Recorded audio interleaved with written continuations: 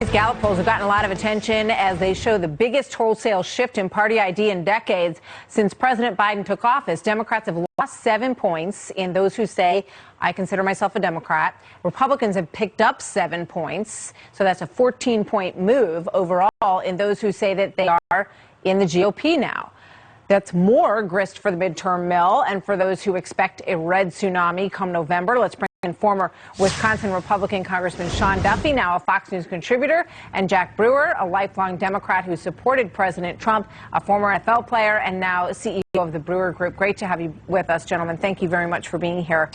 So Jack, you fall into this category in your own personal pattern of political leanings. You voted for President Obama, and then you supported President Trump. So what were the factors that made you go from being a Democrat to being a Republican?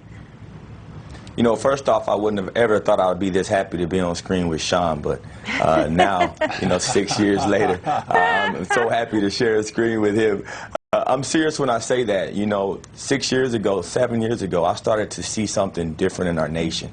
And it really came down to morality for me. When policy affects the moral fabric of a nation, you really have to stand up. You see, I was taught as a kid that being democratic meant that you wanted to help the poor, you wanted to serve your brothers and sisters, and do for the ones that don't have. And so when I started to see that the policies were doing actually opposite of that, and start to understand that whether it's our criminal justice system in our prison that was failing the inmates that it was incarcerating, or our public schools that was disproportionately educating our youth, and seeing our underserved black boys that were dropping out of high school at the race that they were, but that millions and actually billions of dollars being put into the education system that started to indoctrinate our most underserved. Those type of things just can't happen in the greatest nation in the world. And so I had to switch parties. I had to switch for righteousness reasons, whether it was standing up for the Word of God being preached and the gospel of Jesus Christ being preached.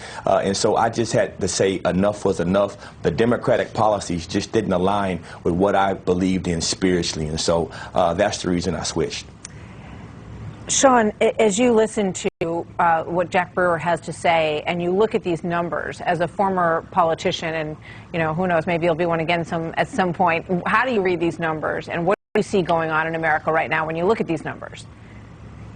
Well, first, there's a slow realization that the Democrat Party is not the party of your grandfather or your grandmother. And to Jack Brewer's point, it's that the Democrat Party is not a party that celebrates people of faith or the working class of America. It's a problem. And so, as a former Republican legislator, a 14-point swing, Martha, that is huge in 1 year's time. And so, if you look at even the generic balloting for, just do you want a Republican or a Democrat in your congressional race, Republicans are oftentimes up 5 or 6 points. Republicans actually are even when they're down by 4 points, just based on who turns out on Election Day. So this means a huge wave. As you mentioned, this is a tsunami for Republicans in the coming election. And I think the problem here has been Democrats say they're the party of government, but they can't make government work. And I think more and more people realize what Ronald Reagan used to say. It's the solution to our problems is not government. Government is the problem. I've just slaughtered that quote, but you know what I'm saying. And so I think that people say, listen, we have to deal with COVID. We have to deal with inflation and crime. We want a strong military that can get our men and women out of Afghanistan in an effective way. Joe Biden and Democrats have failed on all those issues, and therefore they're looking for a new party that can actually respect their rights, respect parents who have a different opinion than the woke liberal leftists, to actually have some control over what their kids are taught, like math and science and history, as opposed to being indoctrinated with this left-wing ideology. All of those things have come into play over the course of the last year and made people switch their leanings on who they want to favor in power and government. Jack, I wouldn't be surprised if a number of the elements in that shift are black and Hispanic voters going from Democrat to Republican, because we see it in other polls, in other places. Why do you think that is happening?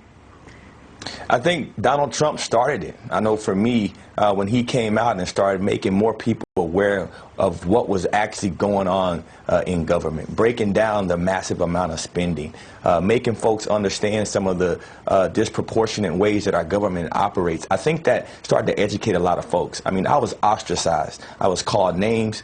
I mean, my family was targeted just because I supported Donald Trump. And since then, it's like more and more people have continued to start to support the things that Donald Trump stands for, but more specifically, the things that people that are seeking righteousness stand for. And I think the educational process is continuing for so many Americans. And I think this COVID-19 pandemic has exposed exactly what's going on with our government and not getting after the root cause. People want you to get at the root cause of issues. And the root cause of issues, particularly when it comes to minorities and African Americans, is fatherlessness. And Democratic Party policies, are the ones that are at the root of fatherlessness. They promote it, they don't stand against it, and I think people in this nation see that. They want our children all to love this country and love America.